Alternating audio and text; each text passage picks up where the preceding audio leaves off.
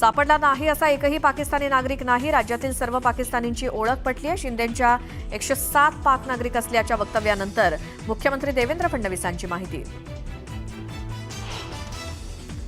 हल्ला करताना दहशतवाद्यांकडे तुमचा धर्म काय हे विचारण्यासाठी इतका वेळ कुठे असतो? धर्म विचारून गोळीबार केल्याच्या मुद्द्यावरून विजय वडेट्टीवारांचं वादग्रस्त विधान.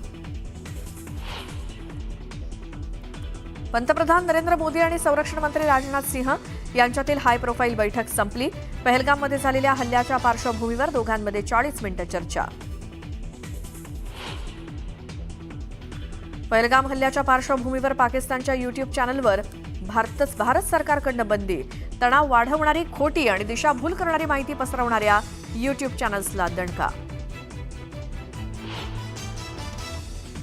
बैसरन खोऱ्यामध्ये दहशतवादी ड्रोननं हल्ला करणार होते, मात्र स्थानिकांच्या गर्दीमुळे हल्ल्याचा कट हुकला. तर दहशतवाद्यांनी सॅटेलाइट फोन वापरल्याची वरिष्ठ सूत्रांची माहिती.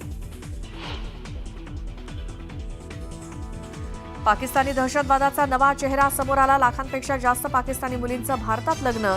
भाजप खासदार निशिकांत दुबेंच्या एक्स पोस्टनं खळबळ. पहलगाममध्ये झालेल्या हल्ल्यामुळे संपूर्ण देश सुन्न, तर काश्मीरी जनतेनं हल्ल्याविरोधात एकत्र येत निषेध केला. विशेष अधिवेशनात मुख्यमंत्री ओमर अब्दुल्लांचं वक्तव्य. महाराष्ट्र सदन घोटाळ्यातून छगन भुजबळ निर्दोष मुक्त कसे काय? अंजली दमानी यांचा थेट सवाल. तर भुजबळांच्या निर्दोष मुक्ततेला दमानी यांकडून उच्च न्यायालयात आव्हान.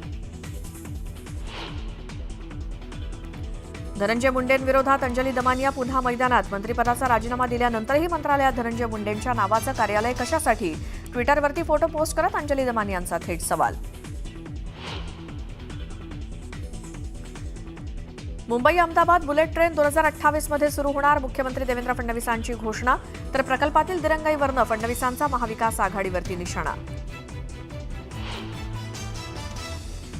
आणि मालवणमधील छत्रपती शिवरायांच्या नव्या पुतळ्याचं काम 100% पूर्ण. 83 फूट उंच पुतळ्याची डोळे दिपवणारी दृश्य फक्त न्यूज 18 लोकमतच्या प्रेक्षकांसाठी.